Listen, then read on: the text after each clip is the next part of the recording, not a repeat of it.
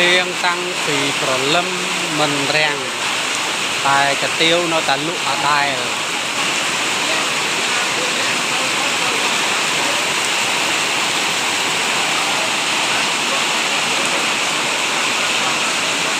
ดักมาตะพังนะของเขาเนาะโตน้องโอนไปเอาเลี้ยงชัดหมูไอ้มั้งเตี้ยวใส่ไปจะร้องจำอ่ะ